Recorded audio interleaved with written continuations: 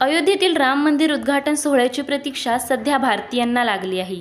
त्यातच हा सोहळा याची देहा याची डोळा पाहण्यासाठी अनेकांचे प्रयत्न सुरू असल्याचे पाहायला मिळते. पण अनेकांना उत्सुकता असलेलं हे राम मंदिर नक्की आहे तरी कसं आणि याची वैशिष्ट्य काय आहेत, याची उत्सुकता सर्वांना लागली आहे. 17 जानेवारीपासून रामलल्लाच्या प्रतिष्ठापनेला सुरुवात होणार आहे. तसेच 22 जानेवारी रोजी या मंदिराचा भव्य दिव्य लोकार्पण सोहळा पार पडणार आहे. बाल्यावस्थेतील असलेल्या 3 मूर्ती तयार केल्या जाणार आहेत. यासाठी जयपूरमधील मार्बल आणि कर्नाटकातील या ठिकाणाहून कृष्णशिला निवडण्यात आली आहे. रामलल्ला मूर्तीची वैशिष्ट्ये: दगड पाणी शोषणार नाही, वातावरणातील कार्बनसोबत रिॲक्ट करणार नाही असे निकष घालून हे दगड निर्मिती करण्यात आली आहे. कर्नाटकातील Mysore national institute of rock mechanics या संस्थेद्वारे करण्यात आली आहे.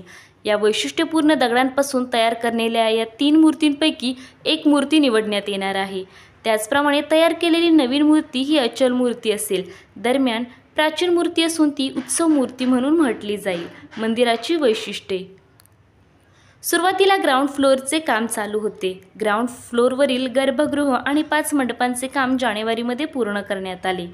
वेगवेगळ्या पद्धतीच्या माती, सिमेंट आणि रसायनाचा वापर करून मंदिरांचा पाया तयार करण्यात आला.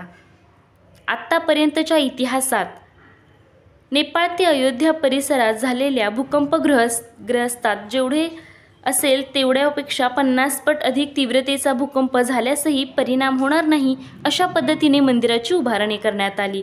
मंदिराच्या चहूबाजूंनी पराकोटा म्हणजेच संरक्षण भिंत उभारण्यात आली, ज्याचा खर्च मंदिरांच्या खर्चापेक्षा 200 कोटींनी जास्त असेल. श्रीराम मंदिराच्या दिशेने पाहणाऱ्या जटायू मूर्तीचे काम देखील केले जात आहे. कांस्य धातूचा वापर करून 20 फुटाची जटायू मूर्ती रामसुतार यांनी साकारली आहे. पराकोटाच्या बाहेर आणखी 7 मंदिरं देखील साकारली जातील. यामध्ये महर्षी वाल्मिकी, ऋषी निनाद महाराज, शबरी माता, अहिल्यादेवी यांची मंदिरे असतील. श्रीराम मंदिराच्या व्यवस्थापनेची जबाबदारी श्रीराम जन्मभूमी तीर्थक्षेत्र ट्रस्टची असेल. राम मंदिराची सुरक्षा 2 टप्प्यांत असेल. ट्रस्ट आणि पोलीस यांच्याद्वारे सुरक्षा व्यवस्था असणार आहे. यासाठी उत्तर प्रदेशाच्या पोलिसांचे पथक तयार केले जात आहे.